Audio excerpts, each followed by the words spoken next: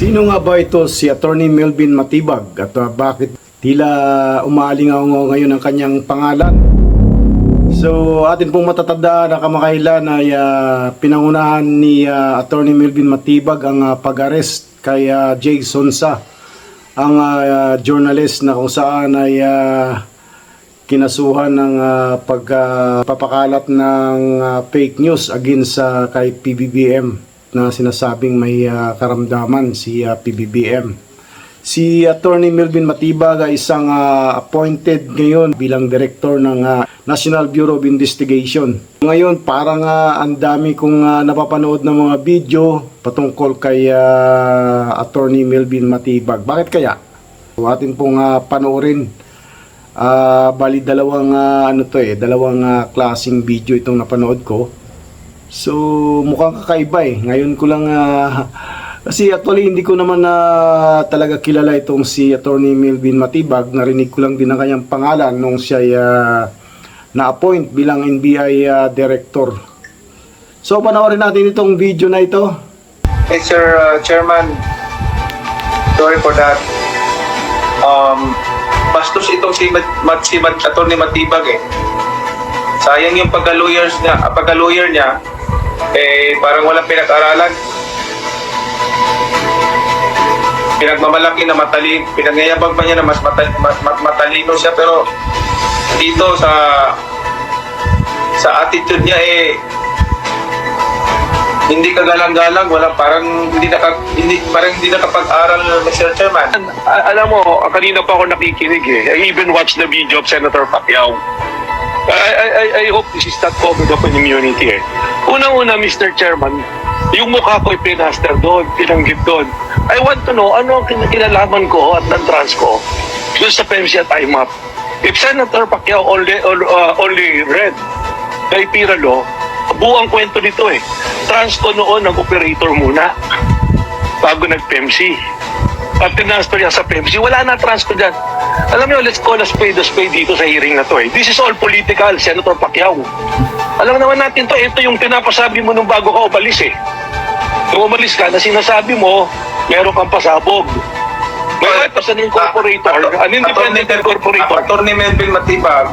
Attorney Matibag, Attorney Matibag, can you waive your immunity. Attorney Melvin Matibag. Attorney, hold on, Senator Pacquiao, Attorney Matibag. This is my committee, and you have no right of calling this hearing a political hearing. This is a budget hearing. The senators are entitled to ask policy questions. So you have no right of calling this a political hearing. You're out of order. You're no longer recognized. We've given you a chance to answer the policy questions, but instead, you insulted this committee by calling this a political hearing? Hindi naman fair yun.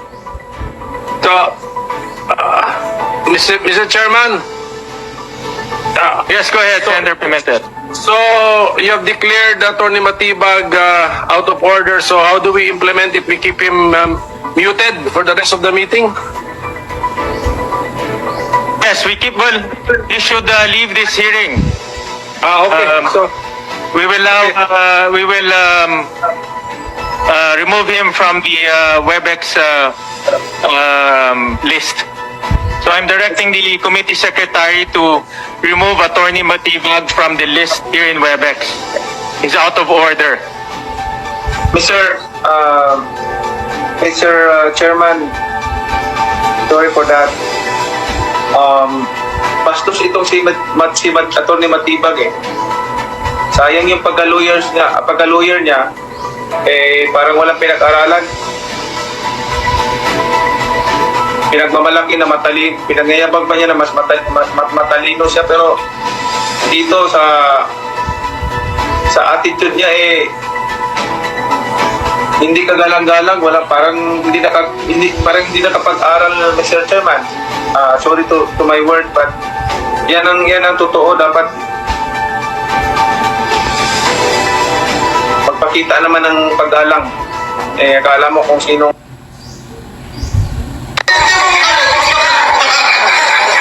Ano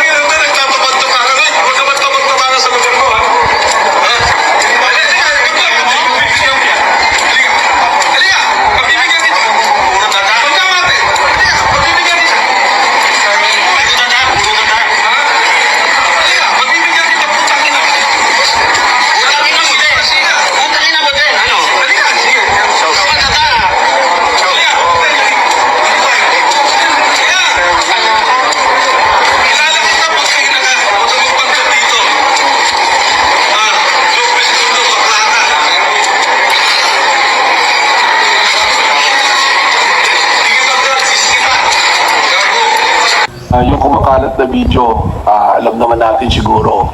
You and I can second guess yun yung dahilan. When I started na balita that I will be testifying dun sa impeachment, nagsimula na yan kung ano-ano. To give context dun sa video na yan, ito yung 2020 pa to na video, kaya yung mga comments and yung mga nilalagay na caption, medyo hindi malayo sa katotohanan.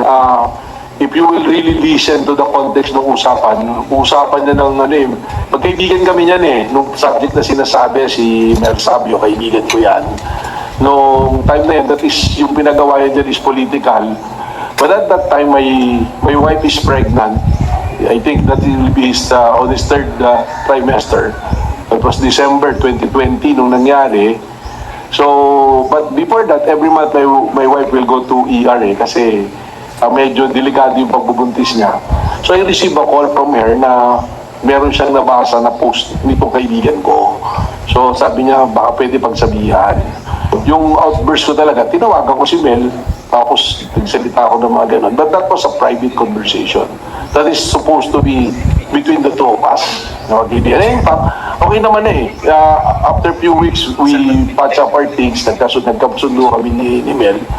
So doon lumabas siya. Pero kami ni Mel, in fact, right now, ngayon, as we speak, industrial partner ko siya sa isang hanap buhay namin. So I think, pumunta siya dito this morning, I don't know kung he's still here, to file a complaint for violation of data privacy, tsaka yung anti-wiretapping. Kasi nung naman nagkaayos kami, pinalagpas ko na yung pwede ko ikaso. At the same vein, siya rin, pinalagpas na. So I'm just surprised na lumalabas ngayon. Actually, I'm not surprised nilalabas ngayon na ini-equate dun sa ganun. No? But it happened. I will not deny na nangyari yun, but that was 2020.